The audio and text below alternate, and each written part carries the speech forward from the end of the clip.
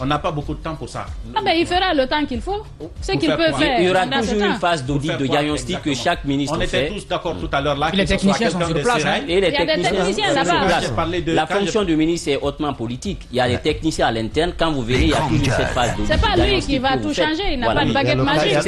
C'est pourquoi pour Moussa Moïse, il doit juste avoir le sens des priorités. Il y a deux choses. Il faut dire le sens. On l'a déjà servi, mais ça n'a pas fonctionné. Allez-y pour clore, Mohamed Ali. Ça n'a pas fonctionné. Parce qu'en fait, les techniciens peuvent bien faire des propositions. Ça me rappelle cet exemple de Jacques hier, de Daouda hier, qui disait que le secrétaire général du ministère de l'Énergie a été le premier à dire de ne pas renvoyer le bateau. C'était un technicien. Il n'a pas été écouté. Il savait, il n'a pas été écouté. Donc, le fait d'avoir des techniciens dans les départements ne suffit pas. Le fait que celui qui arrive puisse avoir une appréhension et une compréhension complète et en profondeur du département, pour pouvoir prendre des mesures et surtout comprendre la portée de la suggestion de ses conseillers est un élément fondamental. Aujourd'hui, que Moussa Moïse arrive à la tête du ministère de la Culture, c'est bien pour Moussa Moïse. Mais je ne crois pas que ça soit bon pour le secteur de la culture particulièrement. Heureusement qu'il y a l'hôtellerie et l'artisanat. Mais la culture, je trouve que là, les acteurs de la culture doivent se remettre en cause, former leur propre lobbying et surtout se tracer leur propre chemin sur comment on peut développer l'industrie culturelle en Guinée. Sinon, c'est ton point de vue. Problème. Et on le respecte. Allez-y, Djiba. Oui, ce que je voulais dire rapidement sur ce sujet. Les attentes, les changements que nous attendons. Oui, les changements. Partout, il y a des défis. Et partout, aujourd'hui, on est dans une situation où tout est priorité. Je l'ai dit. Les grands matin, l'énergie, on va en parler tout à l'heure. Et ce qu'il faut rappeler, c'est que aujourd'hui, pour le cas spécifique de Moussa, puisqu'on parle de lui, moi, je pense qu'il a des chances de réussir s'il a le sens des priorités. Il a cette chance de réussir s'il a le sens des priorités. Aujourd'hui, dans la transition, il y a deux facteurs. C'est le délai et le facteur coût. Le temps que vous avez, c'est la course contre la montre. Oui. Donc, lorsque vous avez face à une telle situation, qu'est-ce que vous faites? Vous regardez les tâches que vous pouvez réaliser en 2 ans, maxi, ou en 1 année. Et pour moi, à mon avis, s'il veut être impactant, c'est d'aller sur des choses qui peuvent être visibles. Il y a le projet, par exemple, du Palais de la Culture. Aujourd'hui, c'est un projet sur lequel, même s'il est structurel, sur lequel il peut avancer rapidement. Oui. Parce que si vous êtes venu, on sait que c'est un homme quand même qui est très proche du président de la République, c'est quand même un facteur qui peut l'aider à peut-être lever des fonds, parce que Bill de Sam, les liens que Bill de Sam avait avec l'exécutif et les liens que Moussa Moïse peut avoir avec le président, là, ça peut être une chance pour lui. C'est ce qu'il faut exploiter aujourd'hui, pour pouvoir peut-être lever des fonds. Avec les institutions? Avec les institutions, c'est possible. Avec le BND aussi, c'est possible. Parce que il y a une étude de terrain, ça a été déjà clôturé. Je suis d'accord, mais avec les institutions... Ça a été déjà clôturé. Les affinités ne marchent pas. Ça a été déjà clôturé. Et aujourd'hui, je pense qu'il doit se battre.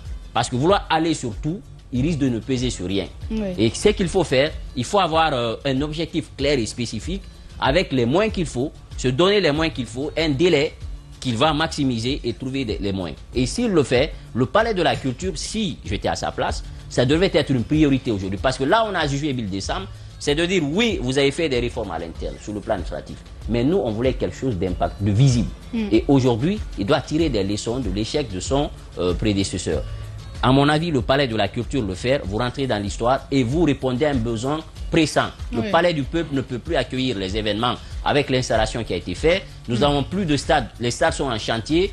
L'esplanade du Palais du Peuple aujourd'hui est complètement annexée avec des entrepreneurs qui ont installé des choses. Donc aujourd'hui, vivement, à l'image de la Côte d'Ivoire, du Sénégal et des autres pays, un palais de la culture, ça permet d'être plus impactant. Et deuxième chose, c'est l'assurance maladie pour nos hommes de la culture. Parce que les gens, ils servent leur nation. Il y a eu un fonds pour ça, le FODA? Bon, le FODA, c'est pour les projets d'investissement. Il faut un appel d'offres. Il n'y en avait pas eu à un moment donné, cette question d'assurance? C'est pas structuré, c'est pas structuré, c'est pas structuré. Le FODA fait parfois des appuis, des appuis, mais je pense qu'il faut structurer. Aujourd'hui, vous avez des gens qui tombent malades. Le micro n'est pas activé. Il y a des gens qui tombent malades aujourd'hui. Je crois qu'il y a la structure d'assurance pour les artistes. Cette campagne a été menée pour que les artistes, en tout cas qui pensent qu'ils peuvent, puissent s'inscrire. Et c'est là, et je crois que ça a été bien salué par les artistes. Mais le problème chez nous, je ne vais pas sans vouloir toujours te couper, le problème chez nous, c'est qu'on ramène tout au mois. Quand les réformes sont engagées, si directement je ne suis pas concerné ou je ne tire pas profit directement, je pense que même si les 90% des acteurs du groupe auquel j'appartiens, je me dis que ça n'a rien donné. Sinon, il y a eu des réformes. Pour parler aujourd'hui de beaucoup de choses dans le secteur de la culture, il faut bien que cela repose sur des textes qui réglementent leur faisabilité. Lorsqu'on veut... Et ça, il y en a beaucoup eu. Hein. Il y en a beaucoup eu avec Bill de Sam, ça il faut le reconnaître. Mais on est resté... Bon, on est insatiable, c'est ça aussi le problème. On a voulu coûte que coûte avoir, quand on vient avec un projet de spectacle, on veut coûte que coûte avoir une subvention du ministère où on a un tel problème.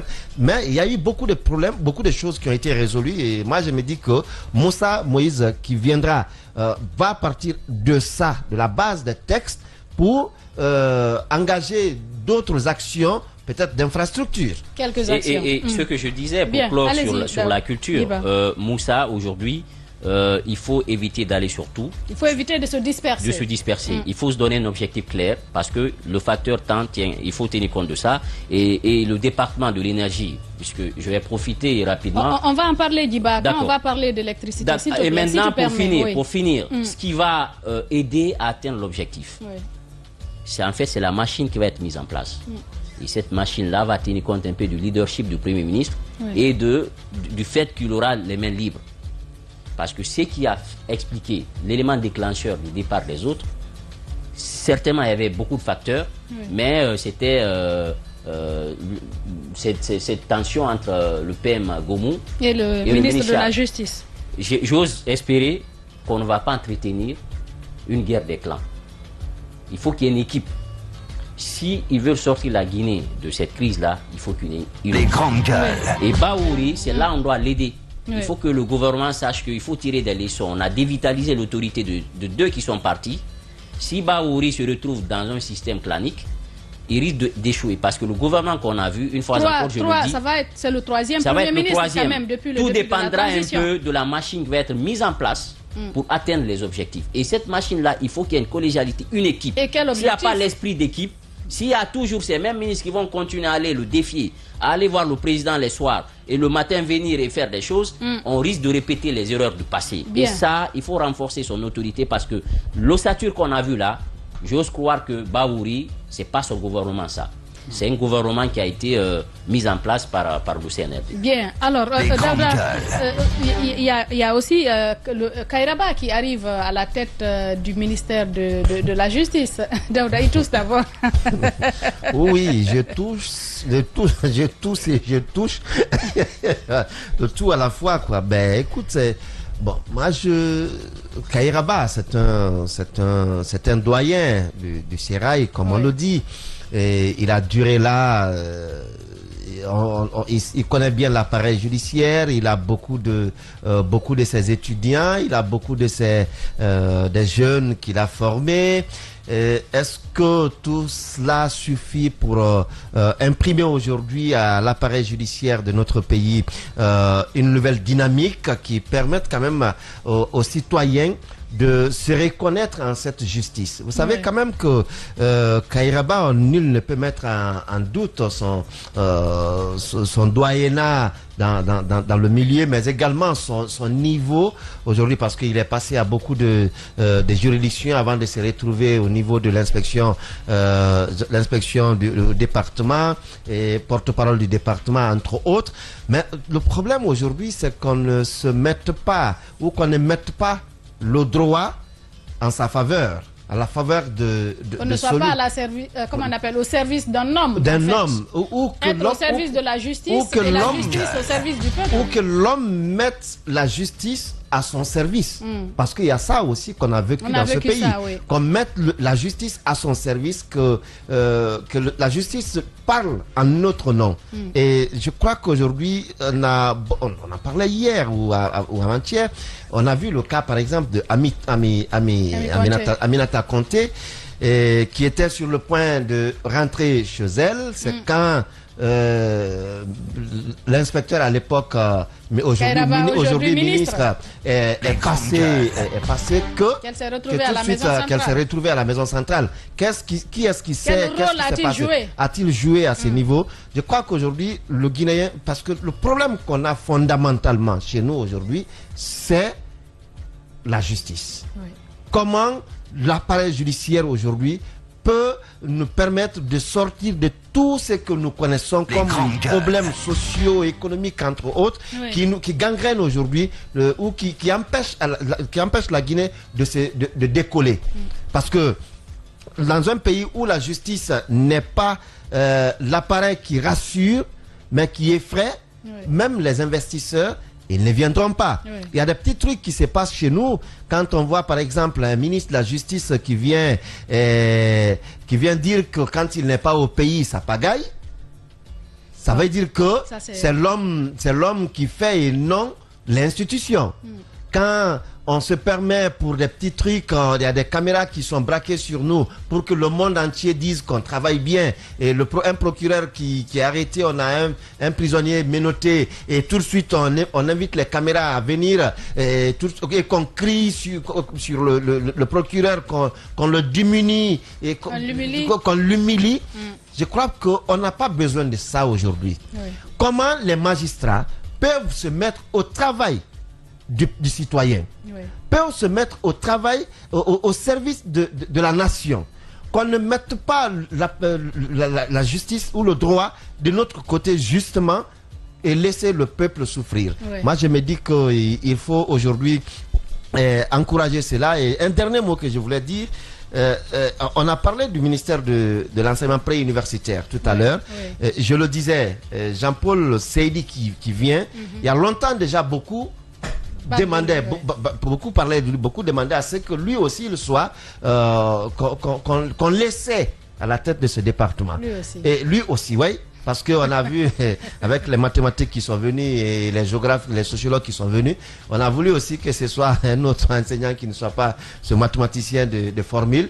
Et je crois que lui permettant de travailler, oui, il peut bien réussir quelque chose si autant on attend la construction du palais de la culture. Non, pas d'abord le palais de la culture, le siège de l'Assemblée nationale, oui, avec tous ces conseils comme mobilisation de fonds. La même chose peut aussi se produire pour le palais de la culture. S'il n'y a pas de fonds suffisants pour le faire, on ne le fera pas. La Côte d'Ivoire a fait et on sait comment la Côte d'Ivoire a fait. Et ce que ça a coûté en 2 minutes, Jacques, avant qu'on ne change de registre. Oui, pour le ministère de la Justice, il faut du calme. Je crois qu'il faut ramener le calme au niveau de ce département pour que le travail puisse se faire en toute sérénité. Les magistrats ont besoin de sérénité et, comme je l'ai dit la dernière fois, de sagesse, de beaucoup de moralité pour pouvoir conduire les affaires publiques et surtout pour pouvoir rendre justice. Parce que nous sommes dans une transition qui a promis de lutter contre les détournements des deniers publics, la corruption, même si nous n'en croyons plus, parce que nous sommes arrivés au stade où le CNRD a perdu toute légitimité. Mais le ministre Kairaba, qui est quand même comptable de la gestion du ministère jusque-là, puisqu'il était inspecteur, c'est lui qui rendait public les sanctions, c'est lui qui était en contact avec les magistrats et tout. Je crois donc il peut changer, parce que c'est pas parce qu'on a été ancien qu'on ne peut pas changer les choses. Je crois que lui, il doit pouvoir changer l'image de ce département, parce qu'il faut être clair, ce qu'on a vu n'était pas bon. Oui. Maintenant, pour le ministère de l'administration du territoire et de la décentralisation, on avait dit là aussi qu'il faut quelqu'un qui a de l'expérience. Bon, on a amené un doyen qui ne parle pas beaucoup et on nous a dit aussi qu'il n'était pas beaucoup en contact avec les techniciens du département. Ah, ça, ce comportement ne peut pas marcher au ministère de l'administration. Parce que s'il y a un département qui va être au centre de toutes les polémiques de la transition, c'est bien le ministère de l'administration du territoire et de la décentralisation. Il peut, s'il opte pour le silence, donner la force aux techniciens, donc au secrétaire général et à tous ses adjoints pour pouvoir conduire les affaires. Mais s'il s'était et en même temps il ne permet pas que le travail se fasse, la même chose qu'on a connue avec M. Mori Kondé va revenir et donc le pays sera toujours bloqué. Bah, on espère que le pays ne sera pas bloqué. On va continuer l'émission dans un instant sur Espace TV.